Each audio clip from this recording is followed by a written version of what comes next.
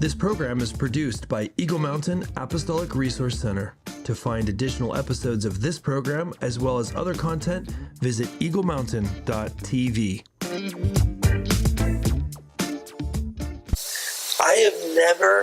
I'm going on record right now, I've never had a harebrained idea.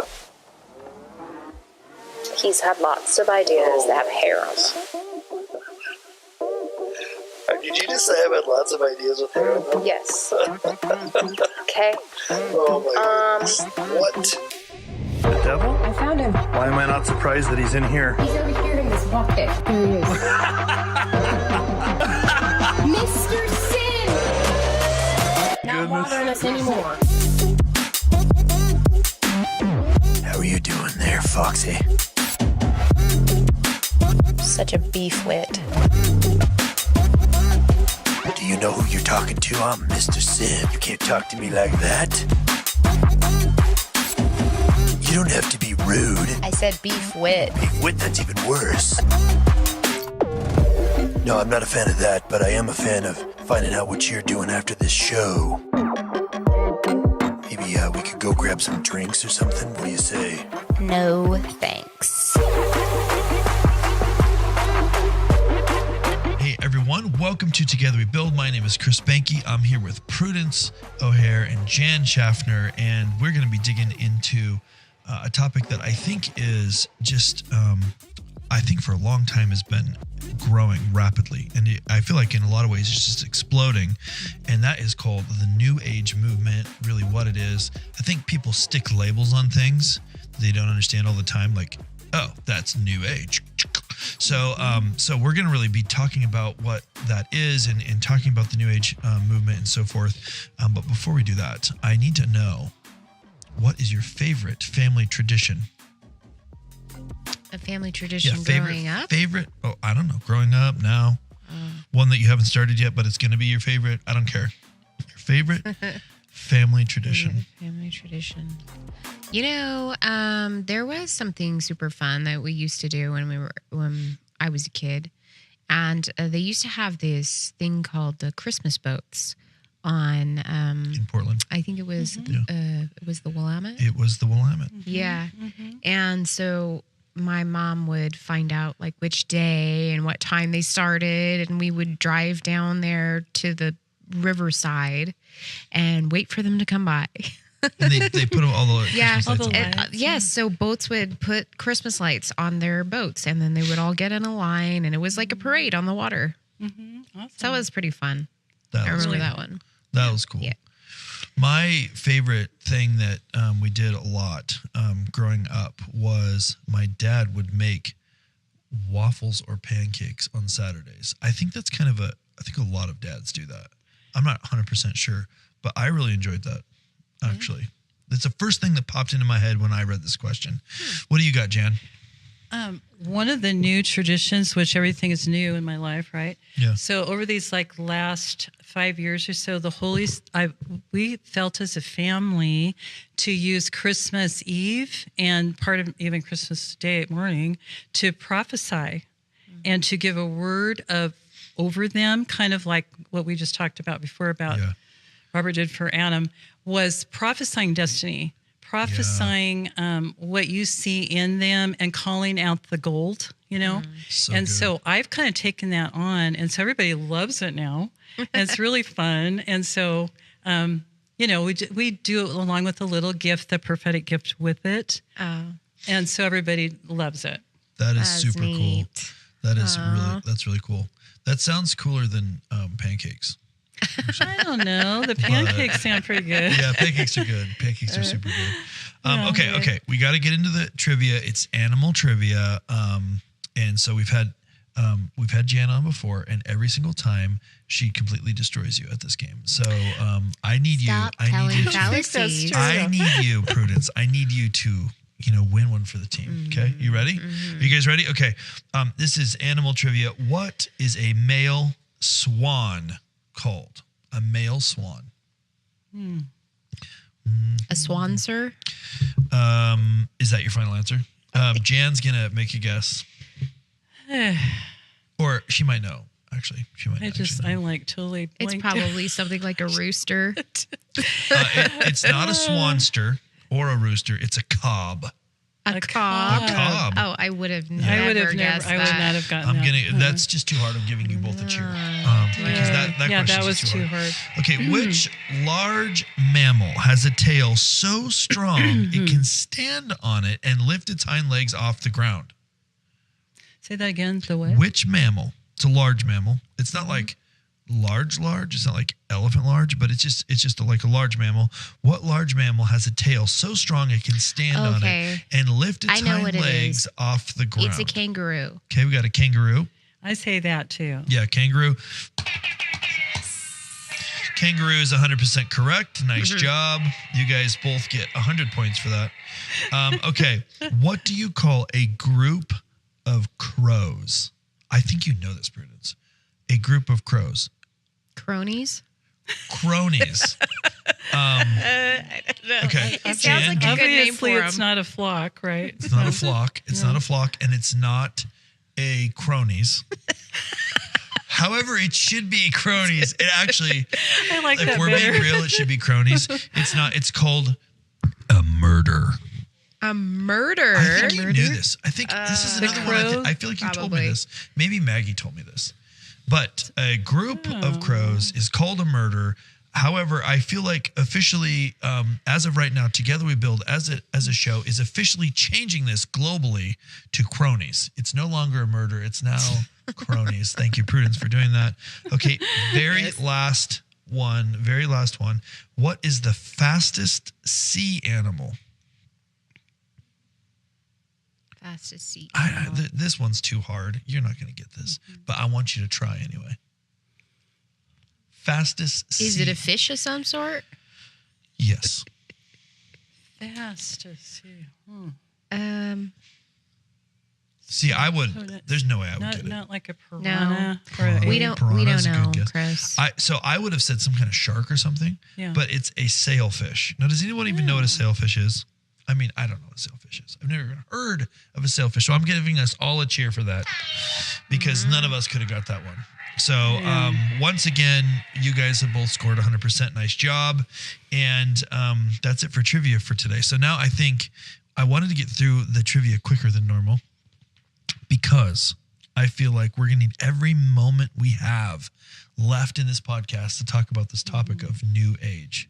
Ugh, what a giant topic that is. What a giant topic. huh? It's a big, I think one. so. When I think of New Age, I think of two separate things. One is I think of a label that people give everything that's spiritual that they don't understand. Yeah. And the other thing I think of is that Seinfeld episode where that guy, where Jerry was trying to figure out what he wrote down in his dream, and George was having some kind of a problem. He and they was went- like a new age Yeah, healer. he was a healer. And I immediately think of that. But we've got Jan. We've got Jan here, and she is gonna, set the And foundation. When I for think us. of new age, I think of a lot of confusion. Like immediately, just the word confusion just comes to mind because it is such a tangled amount of stuff that is just like Exactly. You're so right, Alice, and both of you, because really it's nothing new. yeah, New Age is nothing new. It's actually repackaged and rebranded occultism, yeah, is all it is. Right. Okay. I mean, that's big because we're talking witchcraft, occult, choosing other deities besides God. And the first commandment gets broken immediately because if you start even exploring other deities as a possibility, God says, don't touch sorcery. And it has a lot of commandments in the word. If you study it, don't go there, even just to check it out. Searching for truth, people can get hijacked pretty easily because the enemy is so deceiving, And so it's about choosing any road to God. What the New Age is saying, you're going to get to God. It's just another God. right. Okay, so it's not the God, it's another God. So what they say is choose it on the smorgasbord of Muhammad or any kind of deity that's out there that's attached to any of the pagan cultures, Yeah. is actually it's like a pagan deity that's right directly under Satan. Okay, so even like, for instance, I know some people that were exploring because they found the 4 agreements, which just sounds really good because it's like a business thing. And we used to have that blasted at us at the state when I was managing, because they would have everything new run through the New Age system, you know. Oh, wow. So they would say the 4 agreements, you know, one of the first one is be impeccable with your word, which does that sounds like a good one, right? But what their definition of the different words within those statements is, like, impeccable means sinless. And what it does is it takes you to another belief system. So the book, The 4 Agreements, and I would not recommend reading it, by the way. Don't read it. But some people that I know have, and they walked away going, this thing like's changing my life. This is like opening me up to this whole new thing. And this book you're talking about, this was something that you were...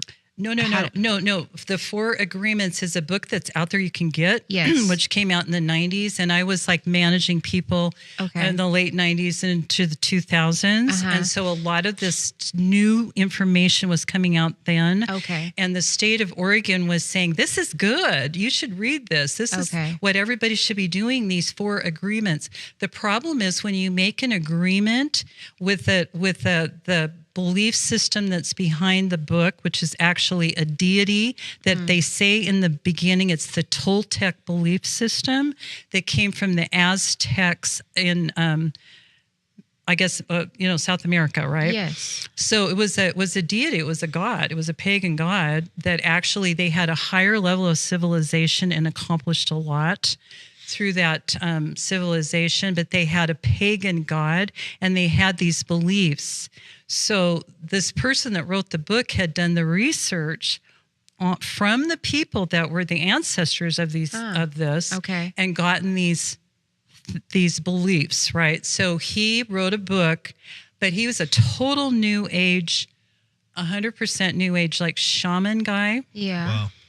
Wow. And so he then had this huge New Age, movement where that was going to, like, a lot of, business systems out there, state agencies and all of that, because it sounds good on the surface, but underneath it is the Toltec belief system. That's how easy people can get deceived and, taken in a different direction. Right. Yes.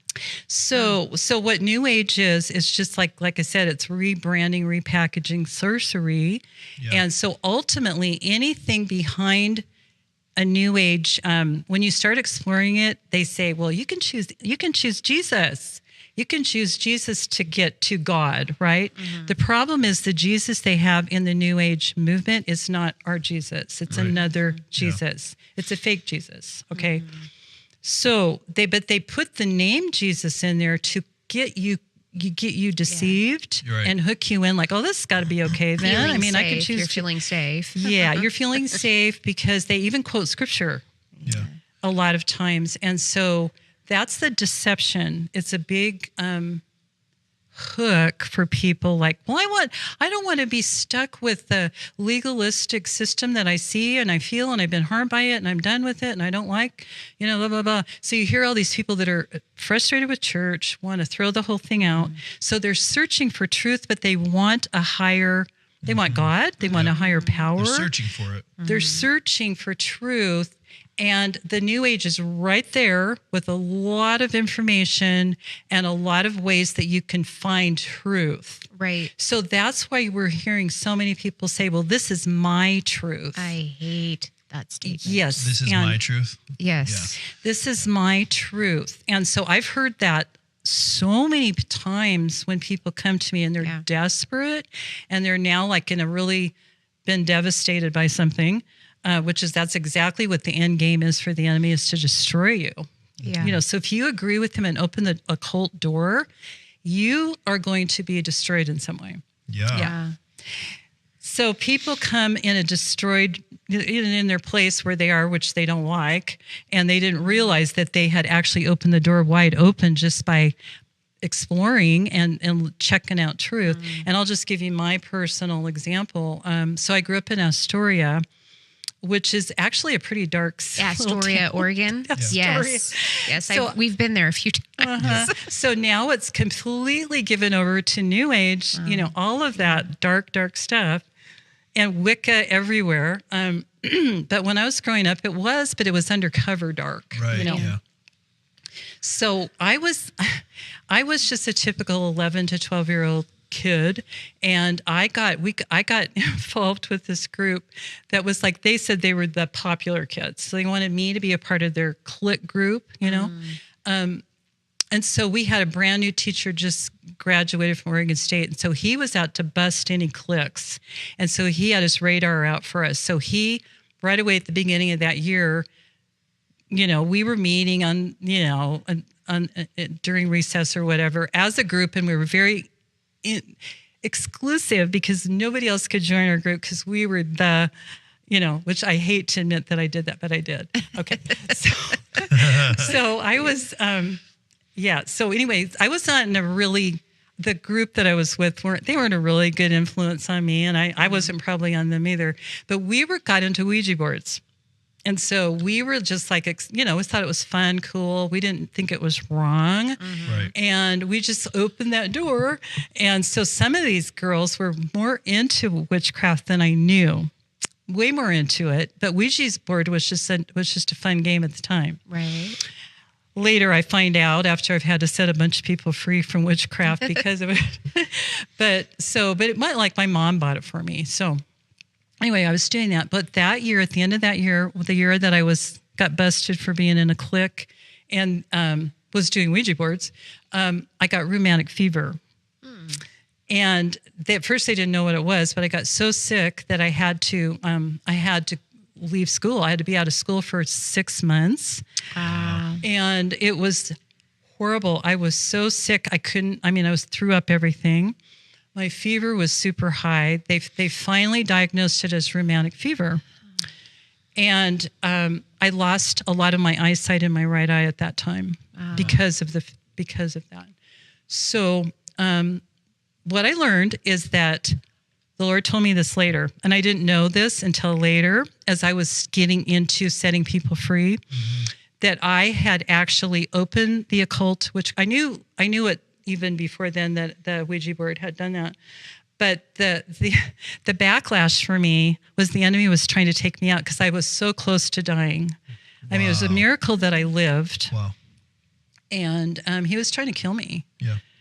And so he will do that at a young age if he knows you have a calling. Right. As young as possible. Yeah. Right. So that was that. And then I did lose my eyesight, a lot of my eyesight. And I'm almost legally blind in my right eye. Wow.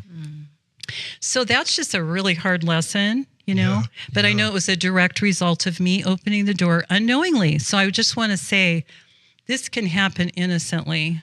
This can happen to those that are just trying to find truth and checking things out, doing research. We're spiritual beings. We're spiritual beings. Automatically going to gravitate we want to the spiritual things. 100%. We want the supernatural. It comes naturally.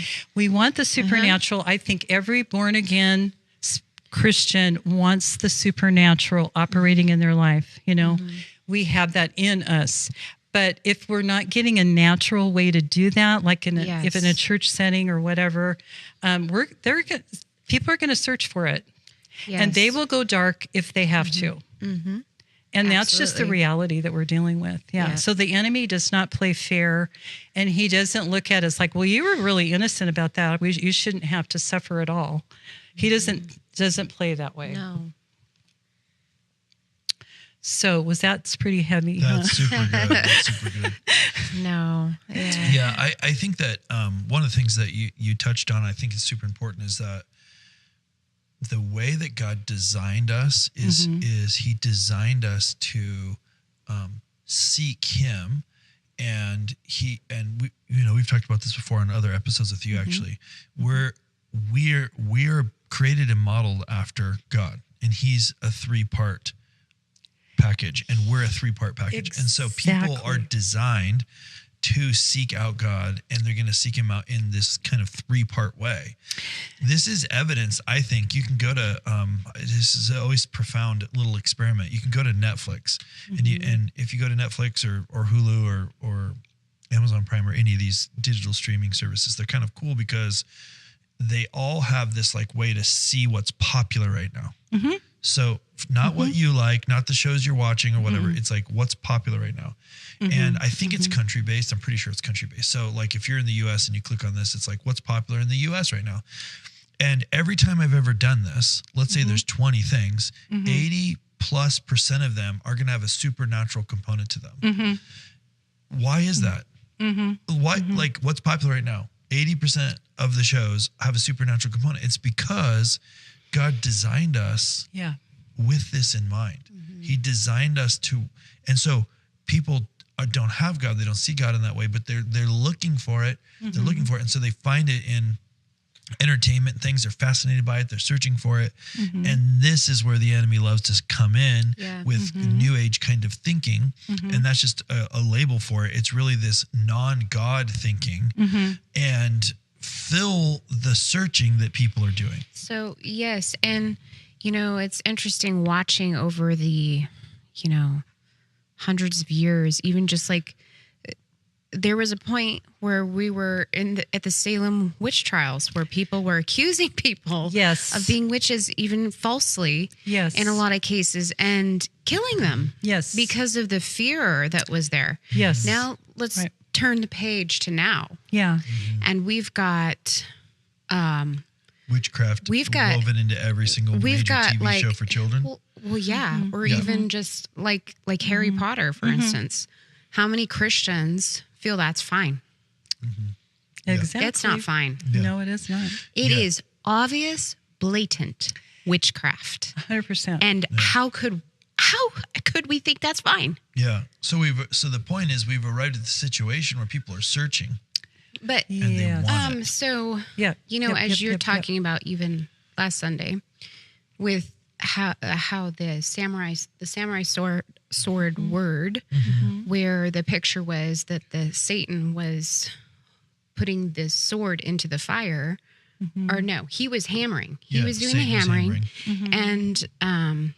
and Jesus was holding the sword and turning it so we could be molded. But you know, we're looking at a place where I think the church has been buried their heads in the sand for so long, I mean, us included, with embracing our supernatural sides. Absolutely.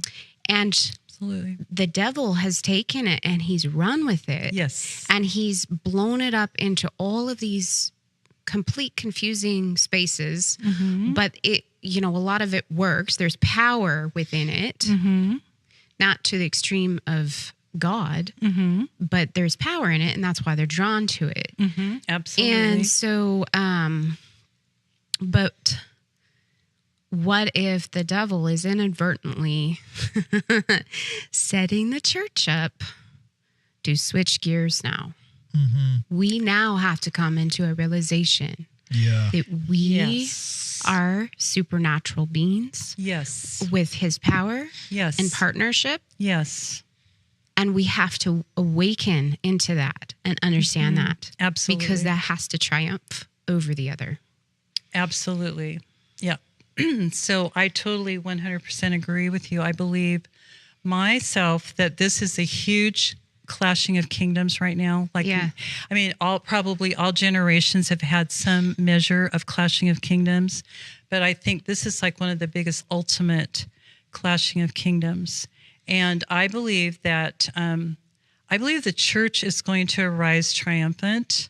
I do, from whatever state we've been. And I just know that the Lord has, you know, he's shown me that we do overcome, and that he is training and teaching the body of Christ and those that are seeking real truth. He's giving them the truth. And he's just not letting me back down on these hard topics. Yeah. And he's told me for a long time that I'm to become the message and to not back down when people are whatever they do, but they don't always like it and don't agree, and they don't. Right. A lot of people don't really always want to take responsibility for what they would need to do to get the breakthrough. It's kind of like an apathetic thing that happens. Yes. That settles when they've compromised. I'll just give you a really quick. John Bevere's a great teacher on this. I would recommend him. I know he's really strong on the fear of God and all of that. But one of his teachings on killing kryptonite is awesome. So he has this little clip that he shows, and you can do a YouTube on it, where this husband and wife are sitting there, and their first anniversary, so they're celebrating their a meal, really good, nice meal. He orders, and she orders like 3 different meals, and he says, "Hey, that's a lot of food for you." She goes, "Yeah, well, I'm expecting," and he says, "Oh, we're expecting." I and she goes, "Yeah, I'll be here soon," and so all of a sudden, these 3 guys come and sit down at the table with them. And they give her a big hug and a kiss. And he's like, the husband's going, "What? Like, what's going on? What are you doing? Like, who are these people?" And she goes, "Well, these are my friends. These are my friends. I've had them since childhood. My boyfriend from, from grade school, my boyfriend from high school, and my boyfriend from college. That they're all here, and they're here to celebrate with us." And he said, "Wait a minute. No, we signed we're in covenant. We're married. Like, there's no other people in our marriage." Right. And she goes, No, I'm not giving these guys up. Nope, they've been in my life all this time. And you are the most selfish man ever. Don't you get it? No, I'm not going to give these guys up. And so this husband's sitting there going, so he just lays the law down, and she gets up and storms off. So that probably was the end of their marriage. I don't know. But she was saying, "No, I'm bringing all these other lovers in to our covenant." And that's what's happening out there. Wow. Within the church, like all these other lovers, and God's saying, "Hey," but what's happened is people get so apathetic and so into, finding their truth and checking out this isn't working over here. I'm not getting any help over here. So I'm going to go find my own truth, And so they're not putting God first. Jesus is not Lord of their life. Right. They have all these other high things or lovers. Leaving their options open. Keeping their options open. And I'm not going to give them up because they've been in my life my whole life. So that's you're just way too selfish. So I just thought that was a really good way to bring it home. How often does that happen? I think it happens pretty often. Mm-hmm. Yes. Yep. And there's, and we're talking about how big the scope is even of what is included with the new age. Yeah. And that repackaging, as you say. And it's like, man, you can sit here and talk forever on it. Right. So what a lot of it is, it's actual sorcery, and they choose other ways to get healing. There's a lot of Reiki stuff out there. Yeah. There's a lot of crystal healing. I'm not going to say that essential oils are all new age. I don't know. But it's just a lot of things like that are brought in to make for healing, to facilitate healing. Now, God said the healings of the trees are for the healing of the nation, or the leaves of the trees are for the healing of the nation. So I know there's a lot of things like that are true in the Word, and there's a lot of things God gives us to facilitate healing. But a lot of what New Age does is it will say, this will get you what you need. It makes a God out of it, right? And they make a God out of it. Right? Plus, actually Reiki and yoga serve other gods. So you're actually, the movements and the energy and all the things they're doing are movements to summon other gods. Yes. So basically, I think one of the problems with the phrase New Age is it kind of seems like a very when you say something like, oh, New Age, people just automatically go, oh, it's got a title, so it's very like let me go to Barnes and Noble, get a book, tell me everything that's New Age, and it's very clear. I think one of the problems with that truth, and I don't know that there's a solution to it, is there's a lot of things that really this would encompass, and so I think a lot of times people are doing things that would be part of not following Jesus, so you could put it under a category of New Age, but they're not aware of it. Like they're not. Yeah, I think a lot of it's innocent. I really do. And they're just wanting some help. And a friend comes along and offers them something that might help.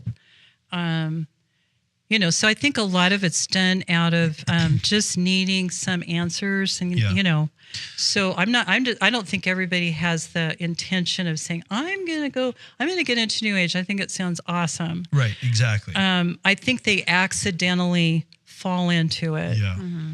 And so because of that, right? So because of that, it's super important to understand what's really happening. Because one of the things I've seen is that New Age seems to take truth all the time, take things that God has created, and then repackage it so that it's a real thing. It's one of the reasons why a lot of this stuff, it quote unquote works, doesn't work, right?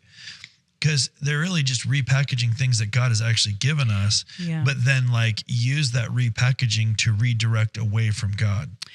Yeah, so that was a big tactic of the enemy for quite a few years. In fact, I believe that a friend of mine had a dream about the Beatles, and so she asked me to interpret her dream. And I sometimes I hear from the Lord on stuff. But anyway, she had this dream about a bunch of beetles that were invading. God came and smashed them.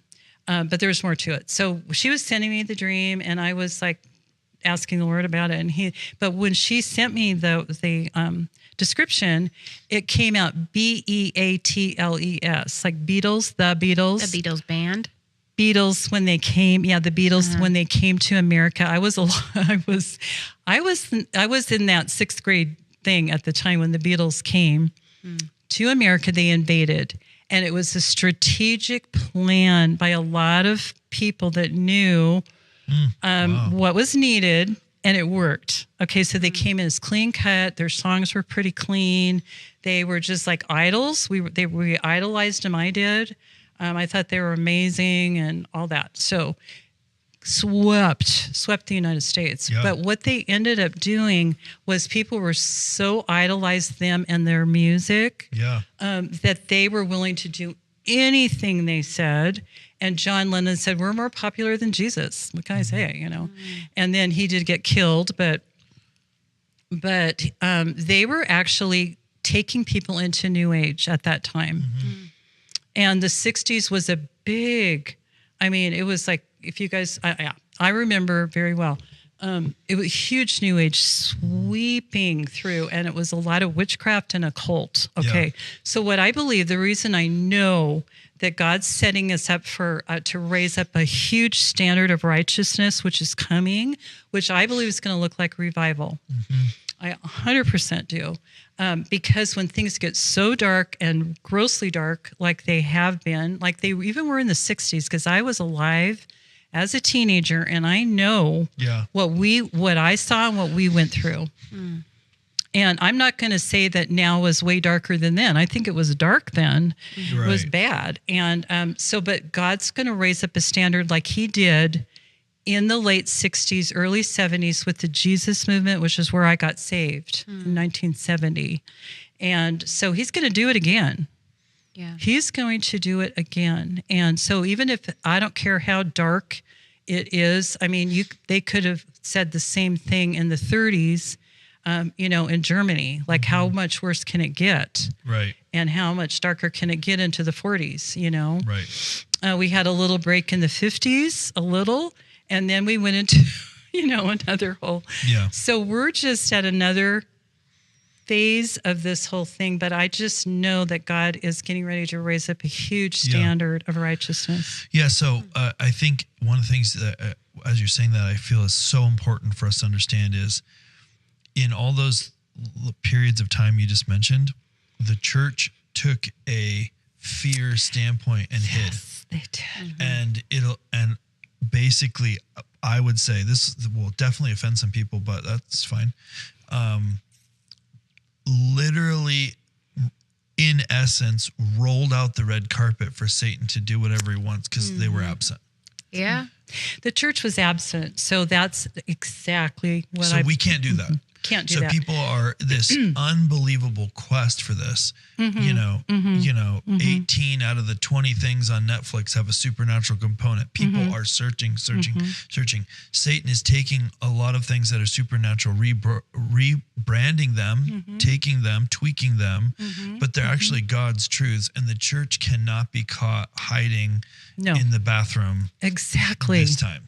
We just can't do that. So right. Yes. So, reading Eric Metaxas's book about what happened in the 30s in Germany, and all of the people that are coming out with the truth that history repeats itself. Let's not make the same mistake that they made, And so that's exactly, you're saying exactly. Saying the truth. And so, yes, so this is our time to arise and shine. That's what I believe. And so I'm helping lead a hub in Salem.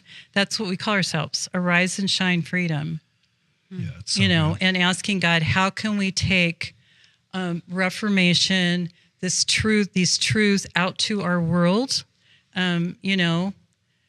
As individually, we're working on that individually with our families to hold back any evil that we see. We're working and practicing and learning how to do this really well. Yeah. And then I would love to see this grow and grow and grow and be able to hold back the evil. But it starts with me, it starts with each one of us individually, to arise and shine, be salt and light, be the change that we want to see, and be the message, So you mentioned Eric Metaxas' book. Which book?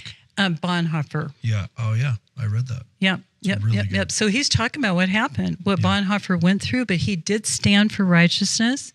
He did get executed, right? But don't love your life unto death. And so that's kind of part of what I'm asking the Lord. Does this mean that I'm, at some point, I'm just going to lay my life down for this? And, he's not saying no. Yeah.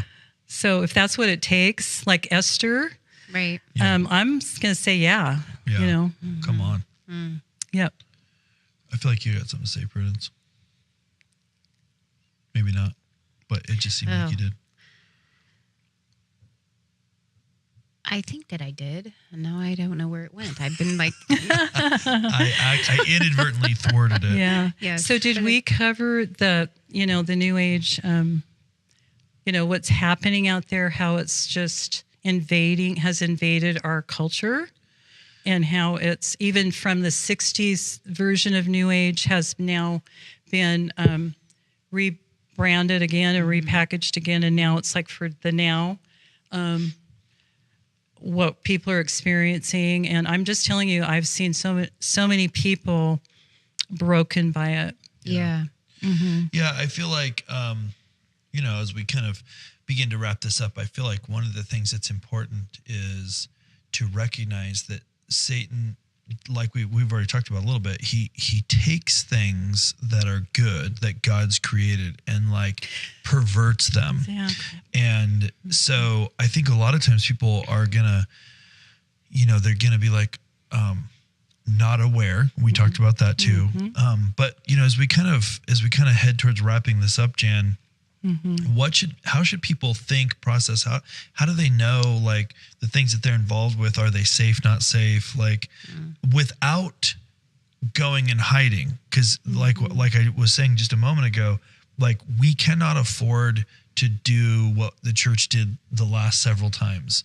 We have to like be able to discern, understand the truth, not be afraid of the supernatural, not be afraid, but clearly understand, have really, really good discernment to be able to know, here's the truth. Here's what God said. I'm not afraid of this. I'm not afraid of the fact that this is a supernatural thing. And I know the difference between serving God and serving other gods. And I can clearly see that. But how do people do that? Like, what would you say to them? Because I think the mode is, for a lot of people, they hear like this episode and they're like, okay, so that all sounds a little weird to figure out. So I'm just going to throw everything away and go complete, academic with my faith. I think that's a common way, danger, right? like a swinging to the other ditch. Swing to the other side, or like it's the ditch, and the, like in order complete to craziness, and then to be this safe, ditch over we'll just here. get rid of all of it. Let's just get rid of all of it, and then we'll know and then we're we safe. know we're safe. Well, kind of thing. the thing that I would say, two things I would say is that discernment's huge. Yeah. Pray for that. Pray that you will receive discernment. Do as much of a word study on that as you possibly can in the Word of God.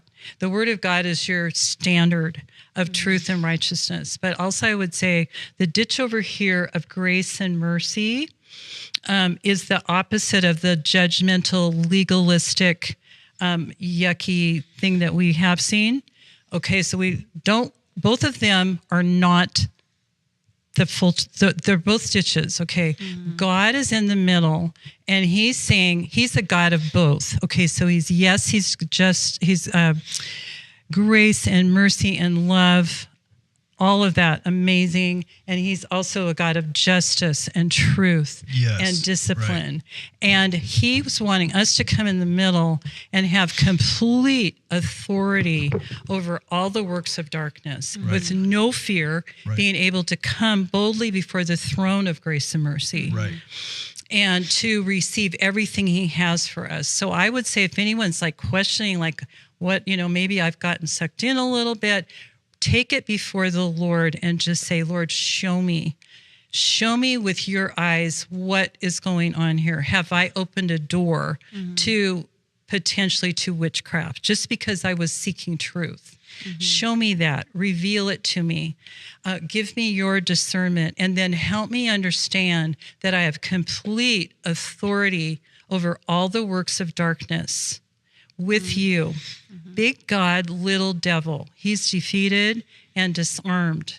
Jesus paid for all of that. Yeah. So we have to get in complete, what I would say, intimacy, oneness with the Lord, and just really learn how to sharpen our discernment skills and learn how to discern good from evil. And he's going to show you the real solid truth that's directly from Jesus, because Jesus is the way, the truth, and the life. Yes. So it really comes back to that. It's all about Jesus. Yeah. Yeah. That's so good. That's so good. Prudence, any thoughts as we're wrapping this up? Oh, no, I am not topping that. Yeah, I think, Jan, I appreciate the way that you have kind of broken this down and shared, part of your testimony. And I just think that we're moving into this season and are here now. We're here now. It's not coming. Like we're in it now, where discernment is critically important. There's so many things that are coming that we can't be afraid of, like new age stuff, the supernatural stuff, artificial intelligence, AI. There's so many things that in the past, if we just look at the last, few hundred years, let's say we go back 500 or 600 years to printing press. The church was terrified of the printing press and what would happen. Actually. Absolutely. So we just look at our history. We've not done well with technological advances or spiritual or supernatural advances that have been happening. And because of that, we've gone and hid and we've created an opportunity for Satan to just have free reign. And then people are like, why is the internet full of so much bad stuff? Because the church left. So we're stepping into this new time where it's going to speed up, not slow down. And we have to have discernment to be able to recognize truth. We have to have enough time and relationship with the Lord and time in Scripture to know it. You know, we need it to be true that my sheep know and hear my voice, what Jesus said. We need it to be true. That's only true with the investment into the relationship and the time.